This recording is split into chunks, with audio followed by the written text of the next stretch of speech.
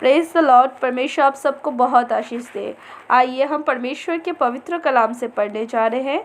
लूका रचित सुसमाचार उसके 5वां अध्याय उसके 17वां पद से लेकर 26वें पद तक। एक दिन ऐसा हुआ कि वह उपदेश दे रहा था और फरीसी और व्यवस्थापक वहां बैठे हुए थे, जो गलील और यहूदियों का हर एक गांव से और यरूशलेम से आए थे, और चंगा करने के लिए प्रभु की सामर्थ उनके साथ थी। उस समय कई लोग एक मनुष्य को जो लकवे का रोगी था खाट पर लाए, और वह उसे भीतर ले जाने और यीशु के सामने रखने का उपाय ढूंढ रहे थे। पर जब भीड़ के कारण उसे भीतर ना ले जा सके, तो उन्होंने छत पर चढ़कर और खपड़ेल हटाकर और उसे खाट समेत बीच में यीशु के सामने उतार दिया। उसने उनका विश्वास देखकर उससे कहा, हे मनुष्य, तेरे पाप क्षमा हुए। तब शास्त्री और फरीसी विवाद करने लगे, ये कौन है जो परमेश्वर की निंदा करता है? परमेश्वर को छोड़ और कौन पाप को क्षमा कर सकता है? यीशु ने उनके मन की बात जानकर उनसे कहा, तुम अपने मनों में क्या विवाद कर रहे हो? सहज क्या है? क्या ये कहना कि तेरे पाप क्षमा हुए, या ये कहना कि उठ और चल फिर?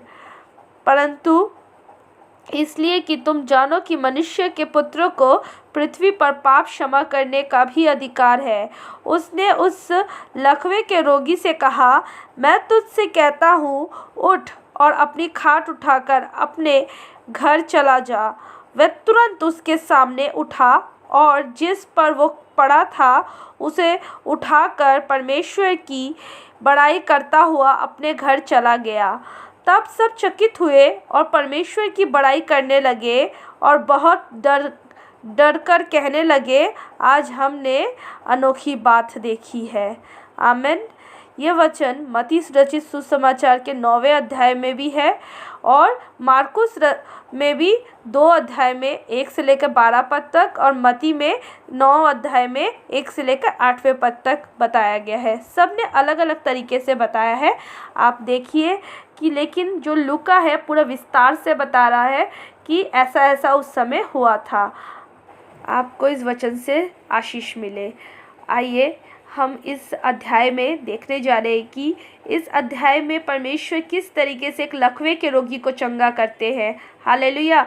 जब हम इस अध्याय को पढ़ते हैं तो इस अध्याय में लिखा है कि हालेलुया कि जब यीशु मसीह उपदेश दे रहे थे उस समय इतने लोग उस जगह में इकट्ठा थे, इतने भीड़ थे कि अंदर जाने का जगह उनको नहीं मिला उस रोगी को लेकर। हालेलुया। जो लकवे का रोगी था, तब उन्होंने डिसाइड किया कि वो अब छत से उसको नीचे उतार के परमेश्वर के पास लेके जाएंगे। हालेलुया। उनका विश्वास था कि वो आज इनको मतलब उस रोगी को चंगा करके ही जाएंगे। हालेलुया। चंगा ही लेके जाएंगे। हालेलुया। लेकिन आज परमेश्वर जब उस समय व्यवस्थापक के सामने उपदेश दे रहे थे, तब जब वो लोग नीचे उतारते हैं तो ये लोग अचंभित हो जाते, ये कैसे हो रहा है, ये क्या हो रहा है। अगर हमारे सामने कुछ आ जाता है तो हम भी अचंभित हो जाते, ये कैसे हो गया। हालेलुया। लेकिन आज जब वो नीचे उतार रहे हैं तो जब यीशु मसीह देख रहे हैं तो कहा, तुम्हारा विश्वास बड़ा है। हालेलुया। और परमेश्वर जब उसको देखकर कह रहे थे, जा तेरे पाप क्षमा हुए। हालेलुया। परमेश्वर कितना अच्छा है। हालेलुया। हमारे पापों को भी क्षमा करता है। लेकिन ये सब बातें व्यवस्थापक और शास्त्रियों को अच्छा नहीं लगा। क्यों? क्योंकि वो सोचते थे कि यीशु मसीह तो एक मनुष्य है, वो कैसे एक पाप को क्षमा कर सकता है? परमेश्वर क्षमा कर सकता है। ये निंदा कर रहा है परमेश्वर का।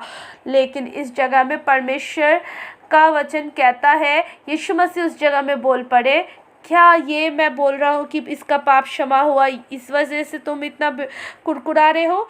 या मैं ये बोलूँ कि जा अपना खाट उठा और चल फिर और चला जा। हालेलुया। लेकिन परमेश्वर का वचन कहता है कि शास्त्री उससे मन में जो कुरकुराहट था उनका, वो बात जानने के बाद यीशु मसीह एक बात बोलते हैं, मनुष्य के पुत्र को पाप क्षमा करने का भी अधिकार है। हालेलुया। और जब ये बात बोलते हैं तो उस समय जब परमेश्वर कहते हैं जा अपने खाट उठा और चल फिर, तो सब लोग देखने लग गए और वो सच में वो उसे उठाता है और चलता फिरता है, उसका लकवापन सब कुछ चला जाता है, क्योंकि परमेश्वर आज महान अनुग्रह से उस लकवे के रोगी को चंगा करता है। क्योंकि उनका विश्वास, जो वो लकवे के रोगी का विश्वास नहीं, परंतु जो उनको छत से नीचे उतार के लेके आए हैं, उनका विश्वास देख के परमेश्वर ने उस लकवे के रोगी को चंगा किया। हालेलुया। आज हमारा कितना भी छोटा विश्वास क्यों ना हो, परमेश्वर का वचन कहता है कि एक राई के दाने के बराबर भी अगर तुम विश्वास करोगे तो ये पहाड़ को कहो कि जा, हट जा और समुद्र में जाके लग, तो वो लग जाएगा। इसलिए हम विश्वास करें, हर एक छोटी छोटी परिस्थितियों में भी विश्वास करें और कोई भी बड़ी बड़ी परिस्थितियों में भी विश्वास करें कि परमेश्वर आज हमें इस प्रॉब्लम से निकाल सकता है।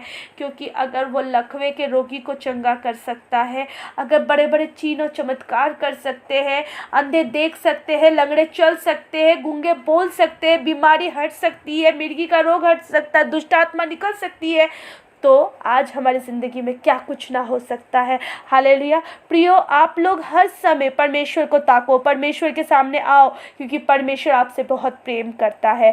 परमेश्वर आपसे बहुत से ज़्यादा प्रेम करता है, क्योंकि परमेश्वर ने आपके लिए, मेरे लिए कोड़े खाए, हालेलुया, निंदाओं को सहा, लेकिन वो हमसे ऐसे ही एरा गैरा प्रेम नहीं, वो हमसे बेहद, एक भेड़ जब खो जाती है तो वो 99 को छोड़ के मुझे ढूंढने आता है, मतलब हमें ढूंढने आता है। हालेलुया।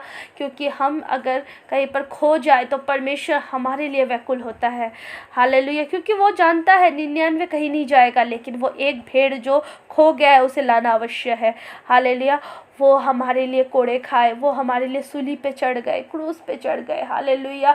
और गाड़े गए। हालेलुया। और तीसरे दिन जी उठे। हालेलुया। प्रियो, कितना प्रेमी परमेश्वर है जो अपने इकलौते पुत्र को हमारे लिए दे दिया। हालेलुया। हमें ये जानना चाहिए परमेश्वर का काम क्या है। परमेश्वर ये चाहता है कि तुम सबके साथ अच्छा करो। कोई अगर तुमसे बुरा बोले, गंदा बोले, तो उसके लिए प्रार्थना करो। और हालेलुया, हम विश्वास करते हैं कि परमेश्वर का एक एक वचन हमारे हृदय की पट्टियों में ऐसे गुथने पाए कि हालेलुया, हम चाहे कि भूल जाए तो भी ना हो। हालेलुया।